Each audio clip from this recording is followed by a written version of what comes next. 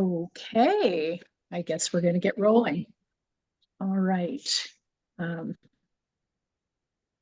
all right, I'm trying to get you all back here on my screen. There we go. Okay. Good morning, everyone. Thank you for Zooming in this morning. I'm Wendy Pierce from the Democracy team, and we greatly appreciate your participation.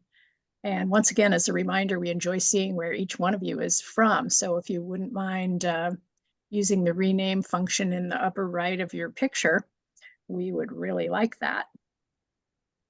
Our speaker this morning will be Gian Mitchell.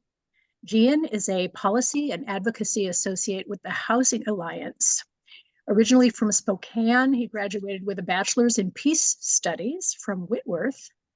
After working as a legal assistant for a law firm in Spokane, Gian joined the Housing Alliance team in September of 2022 through a service year program.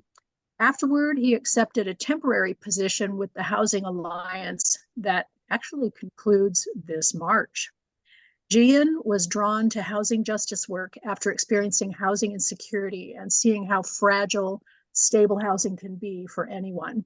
I'm going to put Gian's contact info in the chat window. And Gian, thanks very much for taking the time to speak with us this morning. I'm going to pass the torch to you. You have the floor till the end of the hour as needed. There will probably be questions appearing in the chat window or by hand raising, and I will do my best with the help of my team to spot those so we can address as many as possible.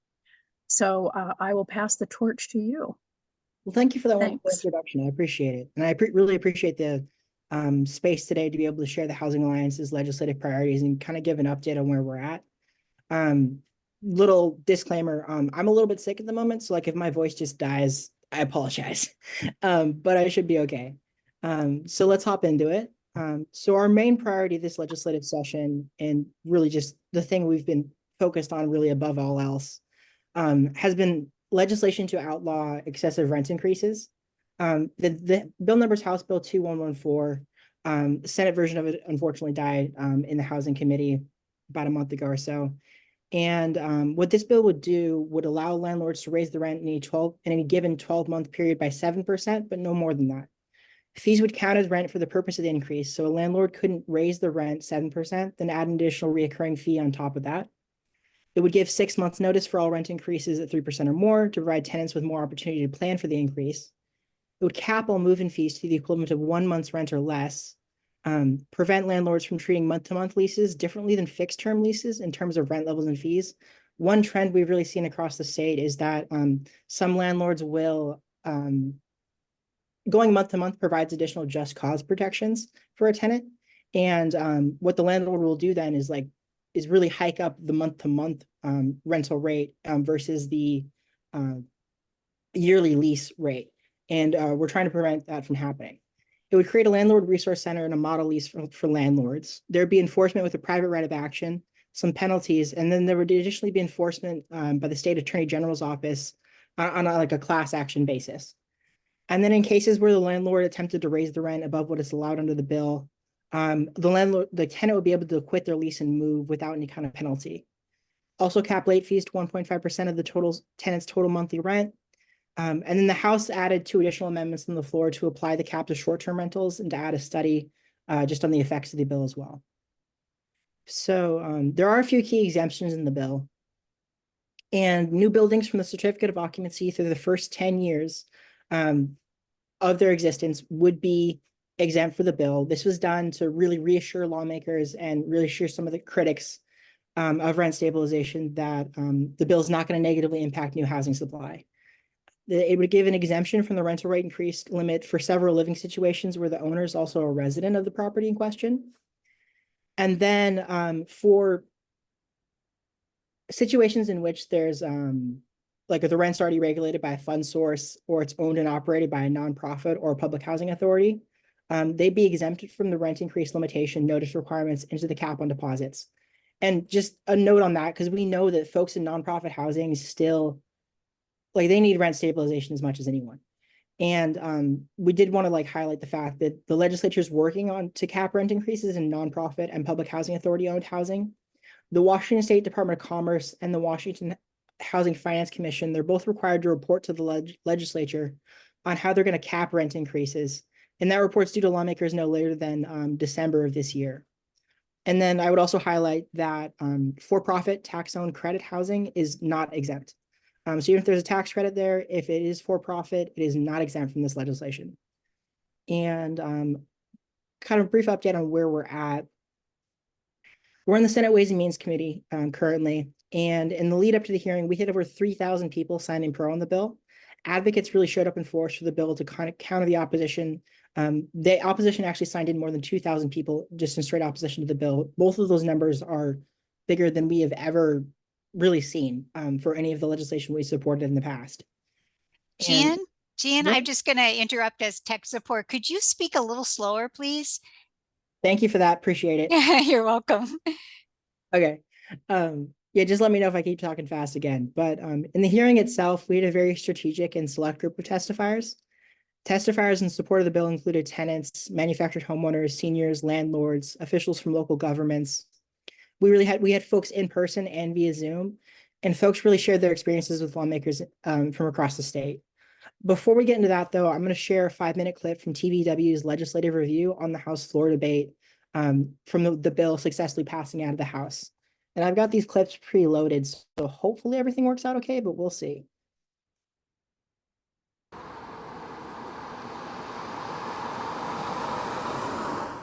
State representatives gathered Tuesday evening for yet another contentious debate on the floor. The bill in question, House Bill 2114, which centers around rent stabilization. Sponsored by Democratic Representative Emily Alvarado, the bill proposes to cap annual rent increases at 7% and proposes other limits to security and late fees, move-in costs, and others. If enacted, it would also allow the Attorney General to enforce certain provisions under the Consumer Protection Act and, through the Department of Commerce, create a website where the AG can publish information on rent and fee increases. Supporters of the bill say it will help address housing insecurity and prevent excessive rent charged by landlords on tenants who can least afford it, such as seniors on fixed income and those who can't afford to live elsewhere. They also claim it is not rent control because landlords may still increase rent, but not excessively, and may still be able to raise the rent once their current tenants leave. Those against the bill say it will make the housing market volatile, will reduce housing supply, and would make rent more expensive and increases displacement and disproportionately affects people of color. People are getting crushed. Oh, looks like we're buffering. Apologies, just give it a second.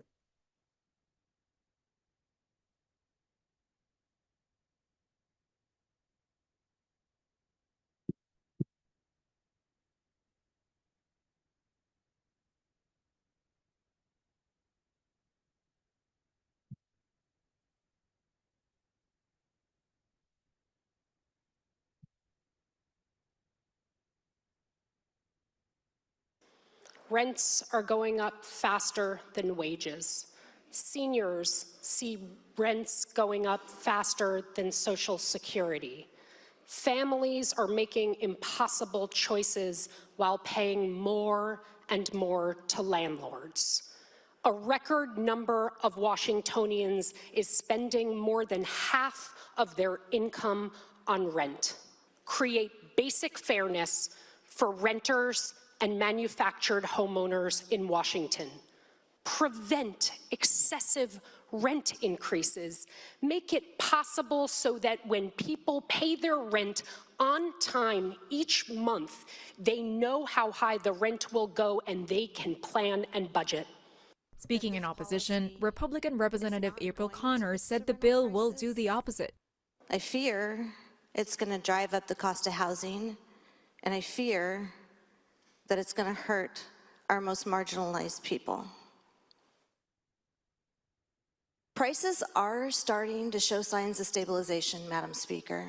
Zillow showed that rents year over year this year were down $145.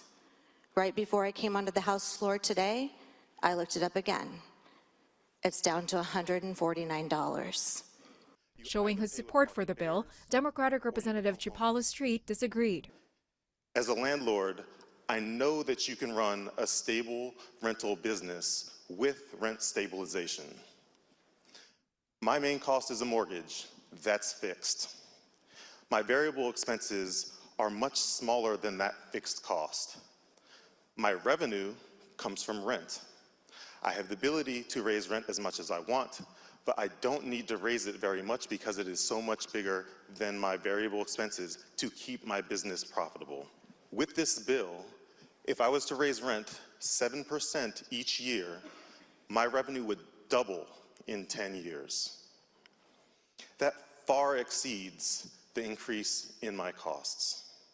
Republican Representative Andrew Barkis shared his concerns about the bill, saying it will tip the scales of the housing market. I've been doing it for 30 years. I have housed thousands and thousands of people.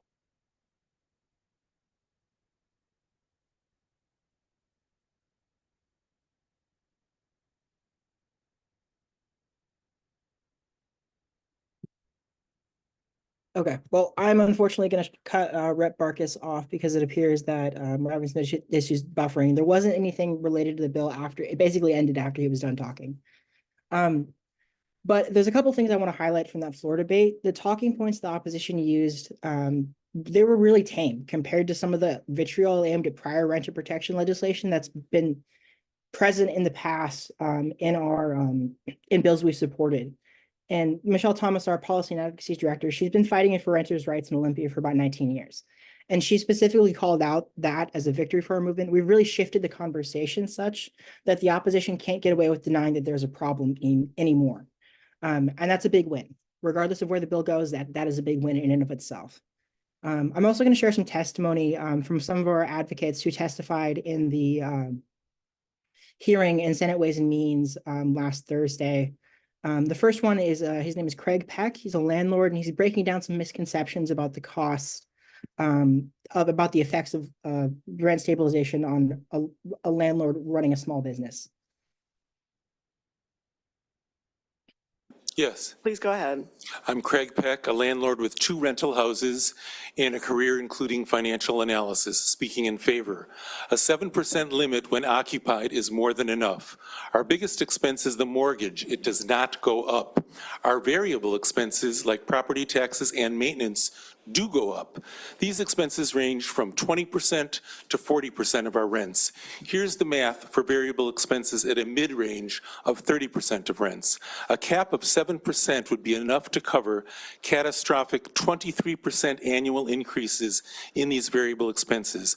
The math is 23% of 30% is just under 7%. If variable expenses are a high 40% of rental income, then a cap of 7% would be enough to cover massive 17% cost increases. 17% of 40% is just under 7%. And remember, this is only for occupied units. We also make our money through the appreciation of the property values and very generous tax benefits. For example, the federal tax depreciation allowance generally saves us more than we actually put down to buy our properties, and we pay no state B&O taxes. Finally, look for an email from me, Craig Peck, with more information on how a 7% cap works and is needed to protect our retail, restaurant, and service businesses that rely on spending from renters. Thank you. Thank you.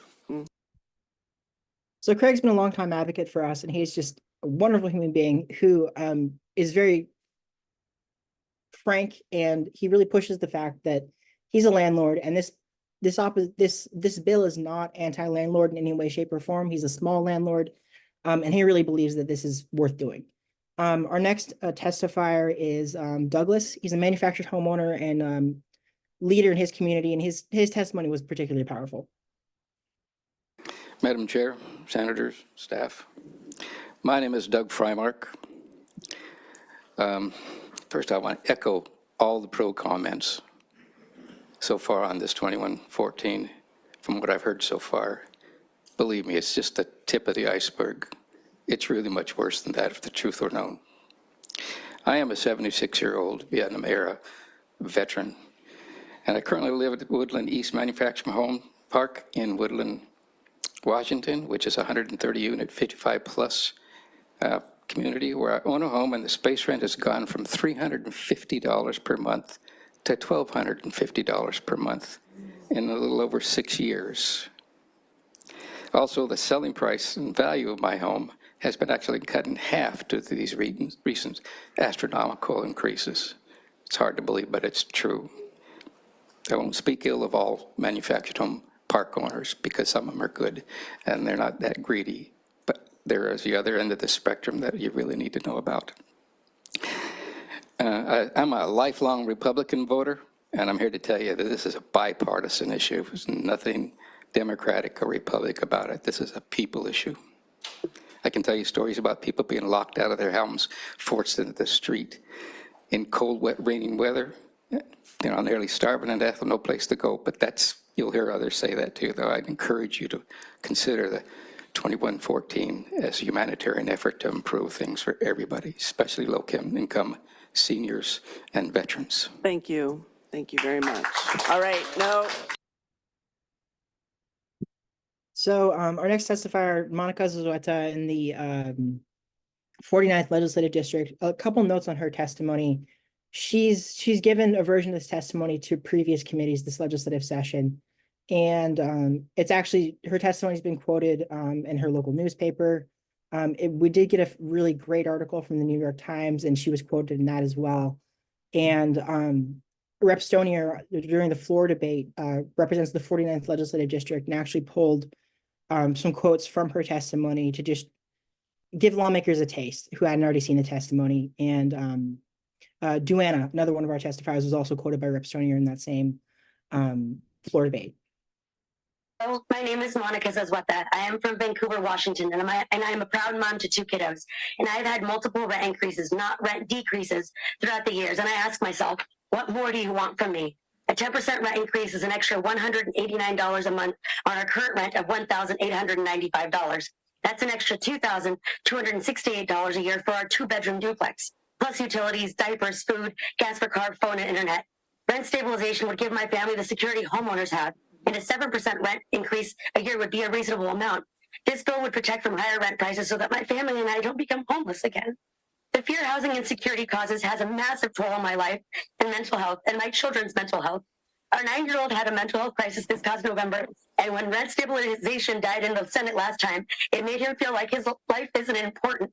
My children need stability and the ability to stay in their same school. When you keep people in their homes, they feel better and they do better. I am a human being, not a dollar sign, who wants to thrive just like you do.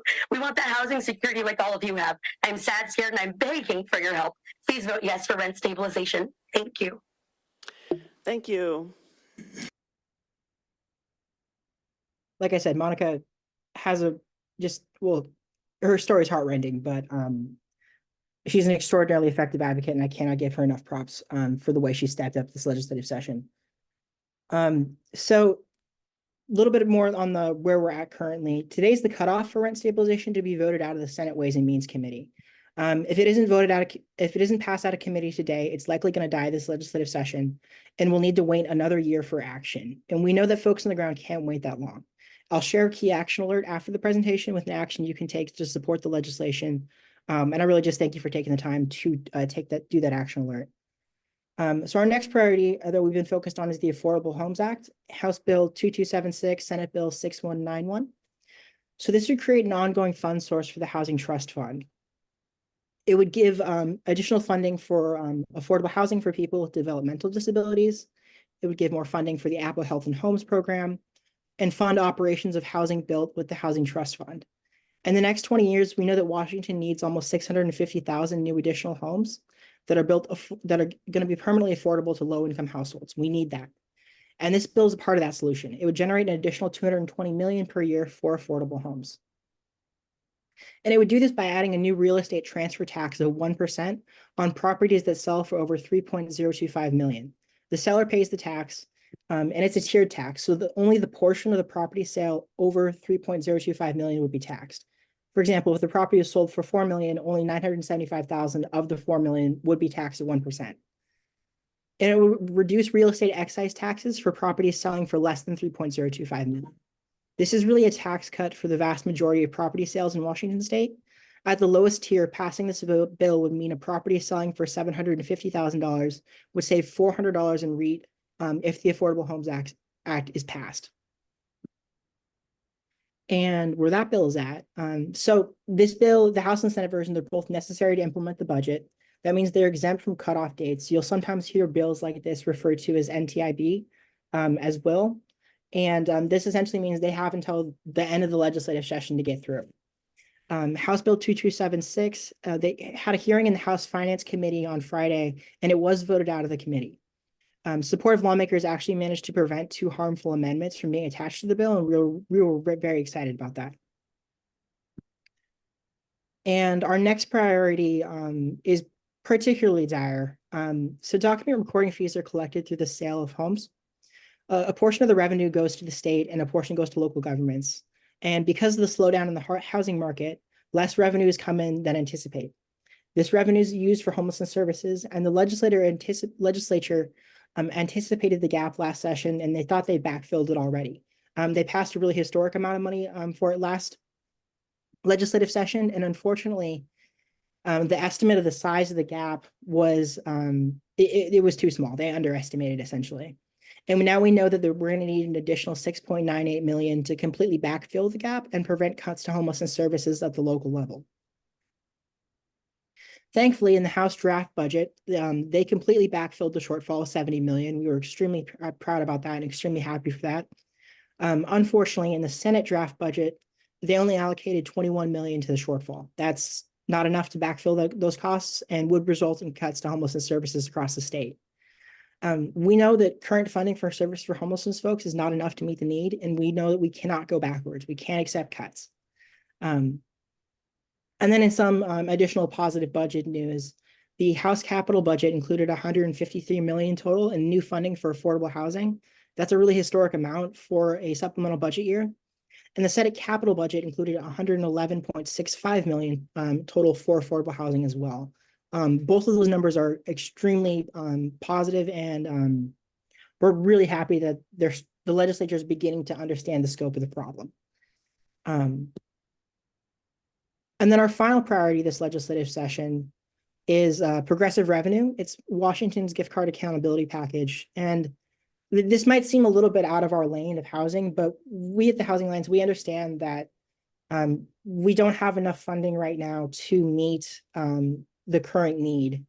And the only way we're going to get to that amount of funding we need to meet the need is if we expand the pie, so to speak. Instead of fighting over the scraps, we need to be focused on progressive revenue sources that brings in money for our communities. And with this bill in particular, big corporations like Starbucks, they kept about 255 million in unspent gift cards last year. The money is often used for executive bonuses and profit for shareholders. It also gives big corporations like this a really screwed up incentive to make it difficult for customers to spend all their gift card funds. Some of them do this by policies like not allowing you to combine methods of payment, or they'll require minimum balances when purchasing a gift card or like reloading through an app. The legislation would apply to apps and it would apply to reward programs such as Starbucks too. And essentially what this legislation would do would take, I'll get to that, but this package would provide additional consumer protections and put unused gift card funds toward the public good after 3 years of inactivity. You could still spend the gift card after that 3 years. So this is not going to have any effect on your ability to spend the gift card whenever and however you want. But the state would reimburse the corporation if you used the gift card after the balance had been sent to the state. And there would still be no expiration date on the gift card funds. And some additional consumer protections include, it would increase the dollar threshold under which companies are required to provide cash in exchange for customers' gift card balances. The threshold would increase from the current level of $5 to $50. It would enable customers to reload their gift card in any dollar amount that they chose. Companies can set a maximum amount that can be reloaded onto a card, but not a minimum amount required to reload the card. And companies would have to allow customers to combine their gift cards with other forms of payment to make purchases when the remaining gift card balance is lower than the cost of the transaction. And then decreasing the dollar value of a customer's property above which the companies are required to notify the customer before sending that property to the state. This value would decrease from the current level of $75 to $50. And small businesses with annual revenue below 100 million annually would be exempt from the requirement to pass unused funds to the state. As would companies with an annual membership of at least $50, like a company, say like Costco, would be exempt from this legislation. And it's projected to give the state approximately 1.4 billion over 10 years. That could be spent. That's money that could be spent on housing, healthcare, education, and and other public goods.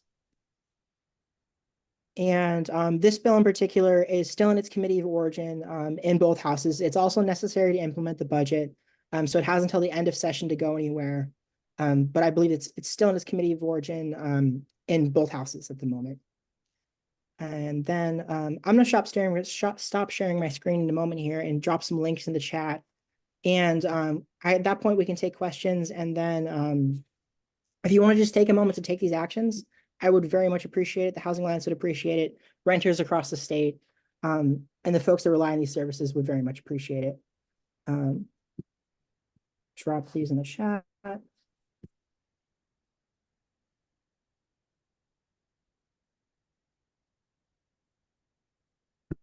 There we go. Okay.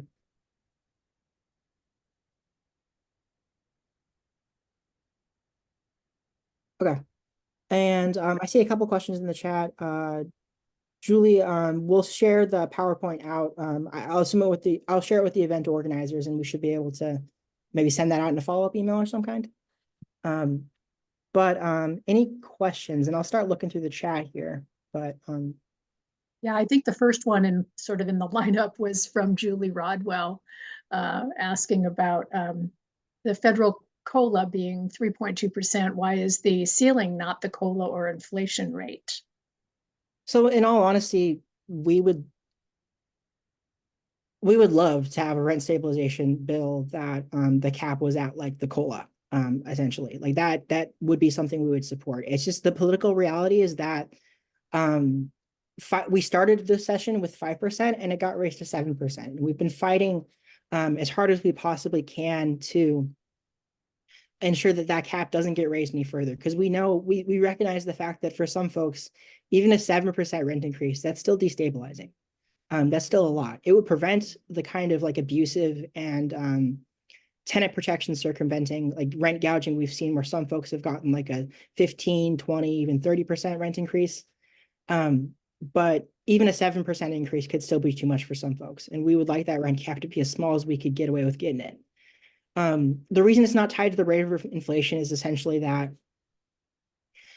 sometimes inflation is higher than like we would like it to be. Essentially, we all lived through the past year or two where inflation was too high, and we don't want folks when they're struggling to just get by and pay their bills, to pay the rest of their bills, pay their grocery bills and such.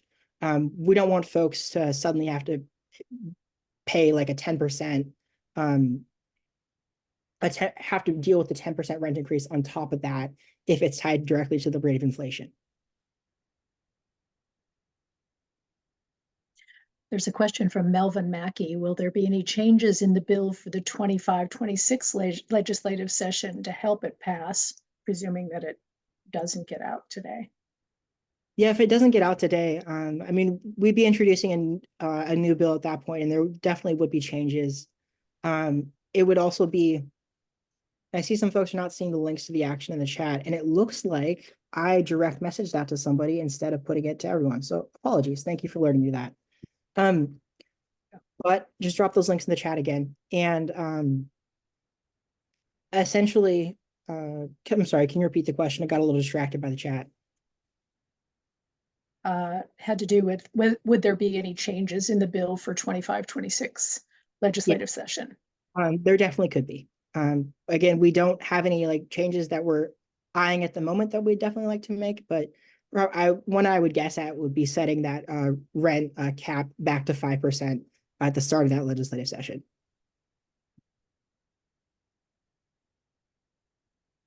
Any additional questions? Oh, I thought I saw Marilyn's hand up. I'll unmute you, Marilyn, or I'll try. I'm muted. There we go. Thank you, Gian. Yeah, I just had a question about individuals who own like a single property. So let's say you have like, oh, I'm not sure exactly what you call them, but you either have a mother-in-law apartment or you own a single property. How does that affect the landlord as well as the person that would be the tenant? Because so many times, you know, they just have a small property. And of course, you want to see the tenant taken care of, but you don't want to see the owner out of pocket either. Mhm. Can you expand on that at all? Yeah, Please? absolutely. So, with regards to that specifically, with units in which like the landlord is living there, like I said earlier, there are some exemptions in the bill for if the landlord is occupying like the same unit or like the same general space. And then for instances in which the landlord is not occupying the same space, and let's say they're a small landlord, they only own like 1 to 2 units. For those instances, the reason we don't support exemptions in the bill for folks like that is that those landlords have the same potential to be abusive as any other landlord. I've unfortunately heard from tenants across the state, and I can think of a couple of examples right now where it was a small landlord that really jacked up the rent and was completely abusive and out of line to their tenant. All that said, though, this is not a bill that is aimed at hurting landlords or driving landlords out of the market. At the end of the day, we would rather have a small landlord than like a big corporate out-of-state landlord, if only to keep that money in the community. But I think the tension really just comes in where you're trying to balance the regulation and any kind of unintended side effects with the fact that the tenants are the ones who are most vulnerable in that position. And it's not I would say it's not an anti-landlord bill, and it's not a bill that is designed to drive small landlords or will drive small landlords out of the market. And I say that because we have a lot of small landlords who testified in support of the bill. We have small landlords like Craig and many others who recognize that they can get by fine with a 7% rent increase cap, and it's not going to drive them out of the market. Thank you. Additional questions? I see a hand up, Alpana. And let's see, thank you for going off mute. Yeah, I was going to ask about that. I wanted to know about the gift card bill, that bill. It's not, I was actually came late, so I couldn't hear that exactly. What is that bill is about? Is it saying that after the date you can't use it, or you can be using it? That's what been happening till now. But I see in this bill that you can use it even after till 3 years. The state can give you the revenue back. Is that correct? Yes, you'd be able to use the gift card indefinitely, just like you can now. The only difference is that the unspent funds and the unclaimed funds after 3 years would get sent to the state. The way it would work is essentially is that after that 3 years, if you use the gift card again, like it would go through like normal. It would work as it normally would. And then the state would reimburse the company for those spent funds. The problem that the bill's trying to get at right now is essentially that big corporations are making it harder for consumers to spend all of their gift card funds because they get to keep that unspent money. Like they have an incentive to keep as much of that money as physically possible without providing any kind of service. So it'd be focused on using that unspent funds toward the public good instead of like executive bonuses, essentially. Thank you. And France. So you said the rent stabilization bill has a cutoff today. Is there a particular time this afternoon? Because I'm really jammed for the next couple of hours for us to be able to put a word in. Thanks for that, France. I appreciate that. Yeah, so the Senate Ways and Means Committee, I think right now is actually in session. And they end at 6 o'clock today. So ideally you'd take the action by 6 o'clock today. That would be the time. But they could actually bring it up right now and then it would be too late. That's true. But well, from what we've heard, I guess the way I would phrase that is that it would not be pointless to send it in like even if they vote on it right now, and let's say they didn't support it, it would still be a good use of time for you to take that action and send that action alert out. I guess is how I would phrase that. Cindy, I saw a thought balloon. Yes, yes. I was just going to say I've been kind of monitoring the Senate Ways and Means Committee meeting right now as we're meeting, and they briefed that bill. They have 70 bills on their list right now. They briefed that bill along with several others, and now they are in caucus. So it's possible they could come out and vote on it, but I don't know how long they're going to be in caucus. So if anything happens before we leave, I will be sure to share the screen and show what's going on in that committee. But I liked what Gian said. It's always good to keep the support there, because it's not over till it's all the way over. You know, even though it's likely that if they don't vote it out of this committee, it may not go anywhere. But things can happen. Okay, I see hands up from Tara and then Gretchen. Hi, yeah, well, I happened to be in the Ways and Committees meeting last week, and it was fascinating just to feel the energy. But my question is actually relating to the senior housing assistance group. My mom used to live in the Shag in Bothell.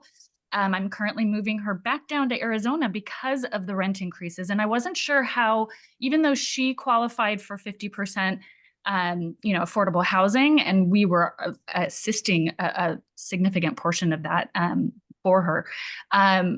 But it was still beyond her means. And over time, it went from, I'm just thinking within the last 6 years, it probably went from, $900 to $1,300 for her place. And so I don't know where they would fall on the nonprofit. I don't have the slide deck that you were talking about with relation to that part of the bill.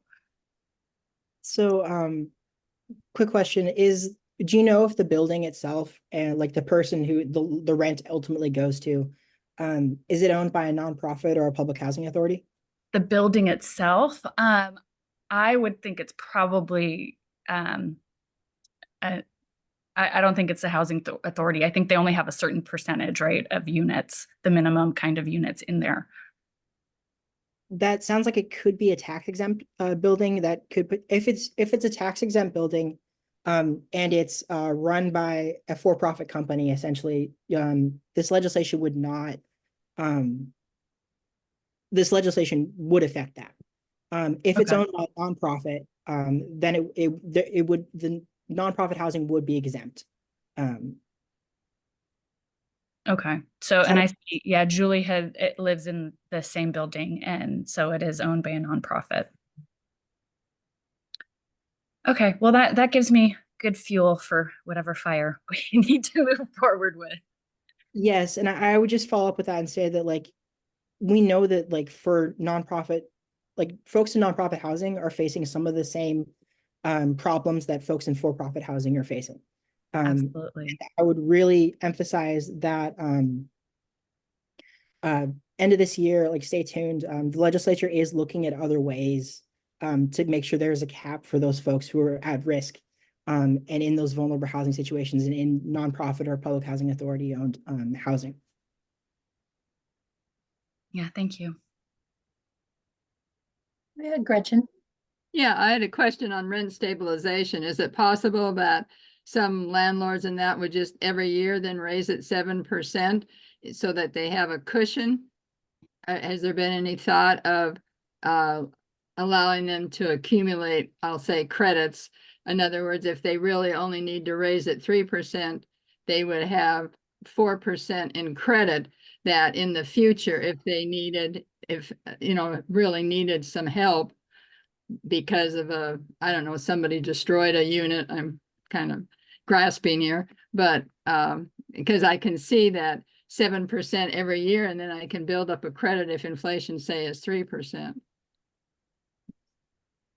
Yeah, so I do know in the last version of the bill, I guess that would have been the 2023 legislative session, when the bill was initially introduced, it did include a kind of like a banking feature, something similar to what you described. That was taken out for this year and this go around, and I'm not familiar with the exact reason that it was taken out. But I would just say that right now landlords are free to raise the rent to literally whatever they want. Right. And I think the point there is that like that is up to the landlord and what their choices are there. And the idea is to prevent at the very least folks from consistently raising the rent at like that 15, 20, 30% mark. If they there could be landlords that would decide, hey, I'm going to raise this rent 7% every year. And for those landlords, I would question and wonder, like, would they be raising the rent more if there wasn't a 7% cap? Or because those are the kind of landlords who seem as though perhaps their sole focus is maximizing profit in some way, shape, or form. So does this punish landlords at all that have really tried to keep their increases minimal? And do you have just kind of is this sort of an answer to a group of landlords that have really taken advantage of tenants, or it kind of, again, spoiled it for those that are really trying to be careful and think of the tenant? Yeah, so those, I mean, I would put landlords on a bit of a spectrum. You have landlords who've maybe raised the rent like 1%, or they haven't raised the rent at all. And it's like quote unquote below market rate. And for those landlords, like there's no incentive for them to necessarily start jacking the rent up or decide that they're going to start charging 7% every single year. Because again, the focus there would be, I guess, either recouping some kind of loss or profit or something like that. But for landlords that it's just uncommon. It's just I guess the way I would phrase this is that it's not just a small group of landlords who are they're particularly bad actors. We've seen both stories from folks across the state where they've gotten just those absurd rent hikes. But then we also have the data to back that up, like the Census Household Pulse Survey. I analyzed data from it from weeks, I believe it was like 58 to 63, which was just like last fall, early last winter. And folks were still seeing rent increases. There were a lot of folks across the state who are getting rent increases in excess of like $200 well, per month. And then there was a solid, like, this is a minority of folks, but it was still a significant amount of folks who were getting rent increases of more than like $500. So those are definitely those landlords you were talking about who are the bad actors, so to speak. But I would say that overall, there's a tendency for landlords to raise the rent however much they think they can get away with, and then say, oh, it's what the market will bear. And what they really mean by that is that they can get away with raising the rent that much, so they're going to raise the rent that much, essentially. It's not because of an increasing cost for them. And is there anything in the bill if somebody had, really, like I said, I hear stories of people moving out and have really destroyed the place, and it's costly for them to fix it. So, but of course, then they can raise their rent, right? To rent to the new person, I suppose. But anyway, some tenants aren't good either, so that's the problem. Oh, absolutely. I mean, you have bad actors on both sides of this, but I would just say that if it's a repair issue and the tenant is still in the unit, in that case, we've heard from small landlords across the state that a 7% rent increase combined with that a 7% rent increase would almost certainly be enough to cover those costs. And then, like you said, if the tenant moves out of the unit, the landlord can reset that rent to whatever they want. So they could easily recoup their costs that way too. Okay, thank you. Carol McMahon was asking, and sorry if you already said this and I missed it, Gian, would it help to call today? Yes. Yes. If you want to take a second to call, definitely go for it. I would say, unless you have particular connections with Senate Ways and Means committee members, or unless you're a constituent of theirs, don't call them directly, just call your lawmaker.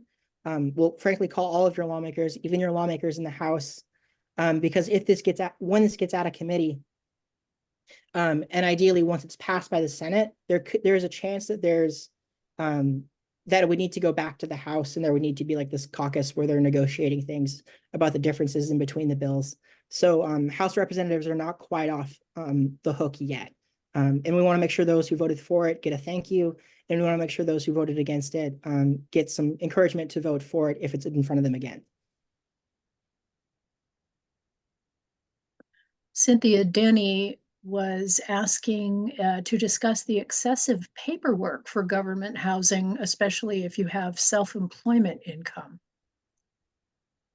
Yeah, I don't think any of our legislative priorities would address that specifically, at least not this legislative session. Although I would express sympathy and agree with you that a lot of programs that are designed to help folks are so like the paperwork and the hoops you have to jump through to get the assistance is such that a lot of folks can't access that. I mean, if you're on the streets and you're trying to get into housing and you have to like give them an original copy of your birth certificate and all this other stuff, like that can be a barrier for folks who are accessing that. So I think that's a very real problem that some folks are facing.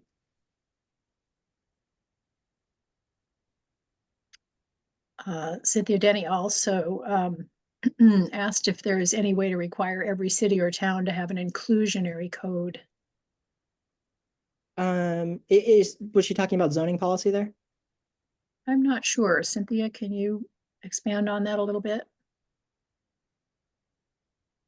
Hi, yes, I've worked on several city general plan updates where we were trying to get that accomplished in the peninsula area of the Bay, San Francisco Bay.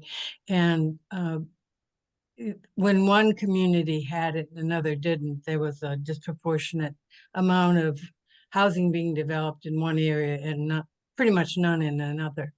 So that would really create a lot of equity and open up a lot of areas where people, you know, really don't have a chance to settle. Thank you. Yeah, thank you. And I think that is definitely part of the solution because there are multiple policies we need to get to the point where everybody has a safe, affordable home that they can thrive in. Rent stabilization is a part of that solution, as is building more housing supply. And inclusionary zoning is going to be a part of building that more housing supply, because you're right that there are communities across the state where they decide they don't want renters because they have some biases against renters, or they want to maintain the character of their neighborhood. In doing so, they're preventing folks from accessing affordable housing. And we would definitely support legislation that would make it so that they wouldn't have so many tools to prevent that affordable housing from being built.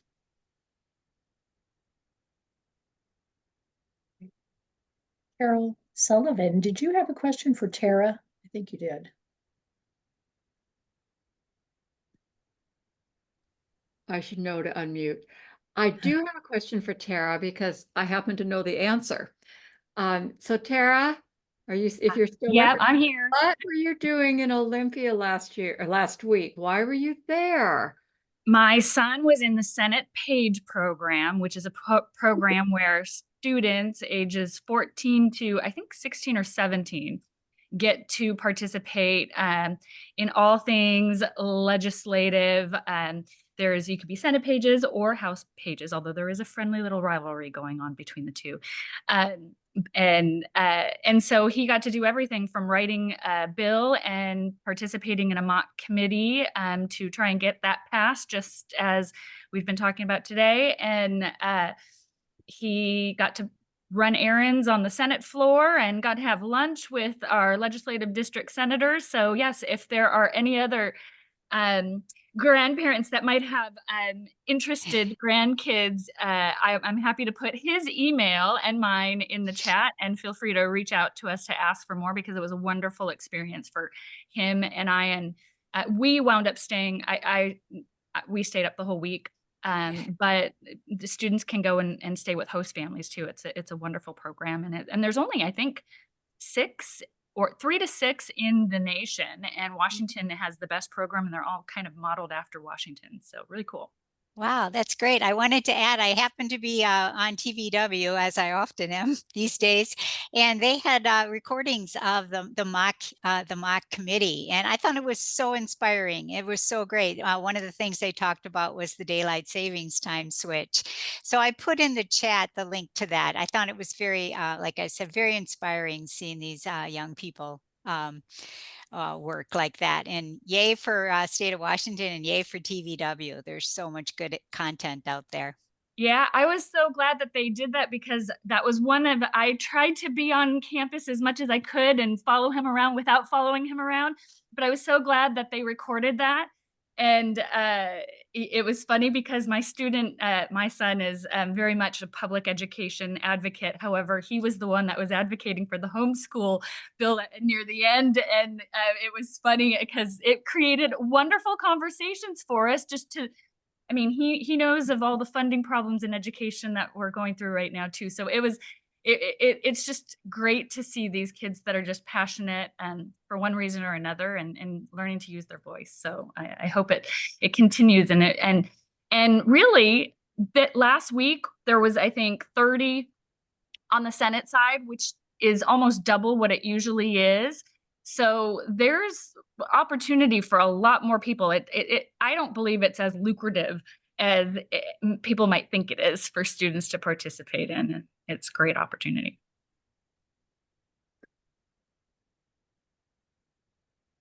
Any other questions for Gian?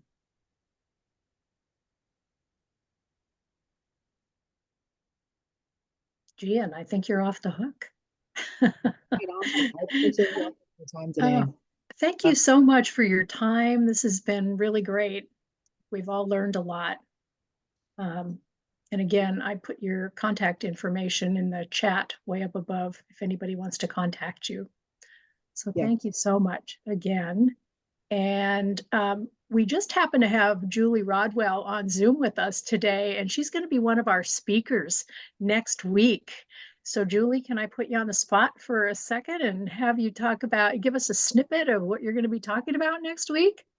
Okay, so next week is climate change, and I've been working on this since 2001, one way or another, and finally got something published last year. So let's think about 3 issues that relate to climate change. Number 1, American carbon footprints, tons per year, are around 14 to 15. The world average is less than 3, and of course the goal for everybody is 0 tons. So that's fact number 1. Fact number 2, we're looking in this country at 70 million more people by 2060, let alone beyond that. So it's actually pretty high growth. Fact number 3, based upon 6 different projections, and the worst case scenario in most of those, we're looking at 7 feet of sea level rise by the end of this century and 13 feet by 2150. So obviously a coastal state such as Washington, which is also a high growth state, needs to start saying, okay, how the heck are we going to tackle these problems? And could we do something innovative to make it different in the future? And so my answer to that is building 0 emissions cities. So that's what you'll hear more about next week if you're on the program. Thank you. Wonderful. Thank you, Julie. And you may have said it, you cut out for about 4 seconds at the very beginning, so I may have missed it, but did you give the name of your book? I have it right here. I have it on the screen. Very good. Carol beat me to it. Green New Cities of Tomorrow. And I go by J.F. Rodwell on Amazon. I desire to be gender neutral. So anyway, okay. Well, thank you so much, Julie. We're going to look forward to that. And along with Julie, we're going to have a couple of other speakers during that segment next week. One will be Marty Gibbons, whom we all know as the issue chair for climate crisis and energy. And Phyllis Farrell is going to speak about current legislation related to agriculture. So it's going to be a really great jam-packed hour on the overall topic of climate and the energy crisis. So hope you'll be there with us. I do see we have a hand up. We have Alpana. Yeah, I was asking about the school program, that link, can you put it on chat so that I actually work nationwide, so I can distribute that in the Washington State. Yes, Tara put it in the chat. Where, okay, let me see. The last one? Which one is that? There are so many. From Tara Droney, Terra. She has the page program links. Yeah, I see that. Thank you. Yeah, you're welcome. Yes. Any other alibis from the democracy team this morning?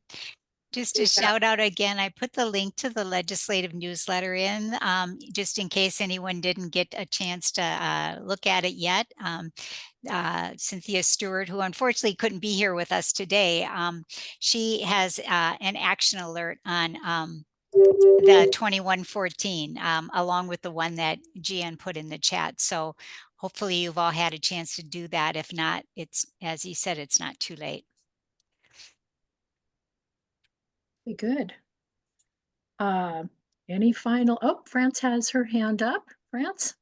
Yeah, if you wouldn't mind, would you repeat the title of Julie's book again? Green New Cities. Okay, Green New Cities of Tomorrow. Thank you. Madam Chair, I put my hand up because I didn't know if people are aware that they can copy the chat and paste it into Word. And that's what I always do to make sure I haven't missed anything. We have a lot of links and stuff this time. Excellent point. Yes, there's a lot in the chat today. Good Yes, info. you can do that. That's really a good point. And also you can hit, there's 3 dots and it says save chat, and that will save it on your computer in a Zoom folder, and it'll have the date and time. So that's kind of handy to do that too. But yeah, it also works to copy and paste. Yeah, nice functionality. Thank you, Julia. Thank you so much. Did France get Thank you. Did France get to ask her question? Did she ask her question, or my About the book title? Yeah, the book title. Yeah. Oh, that was it. Okay. Then Julie still spotlighted Wendy. I can take her off. Yeah. I see that. Yes. Yeah. Yeah. Thank you. Okay. And Carol, Cindy, I know you have started to kind of evolve sort of a postscript time for when we stop the, well, I don't even know if we stop the recordings, but when we hit the 11 o'clock moment, I know sometimes there are things that you like to add on if people are interested in staying on. Did you have items for today that you want to make people aware of, that you want to talk about momentarily?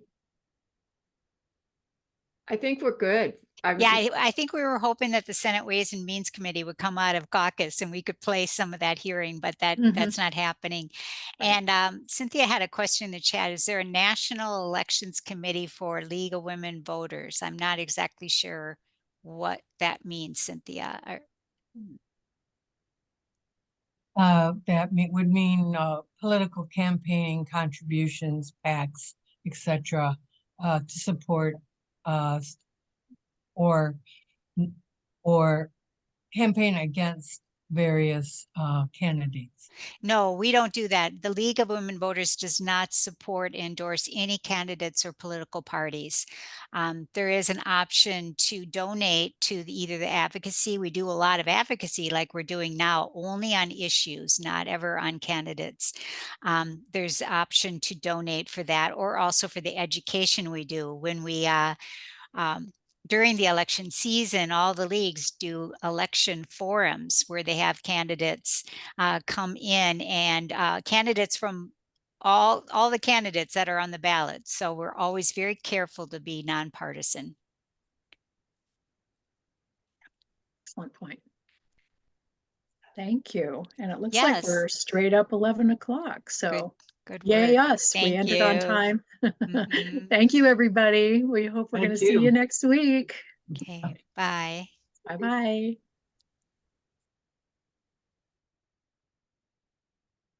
Bye, Marilyn. Bye, Marilyn. See you guys later.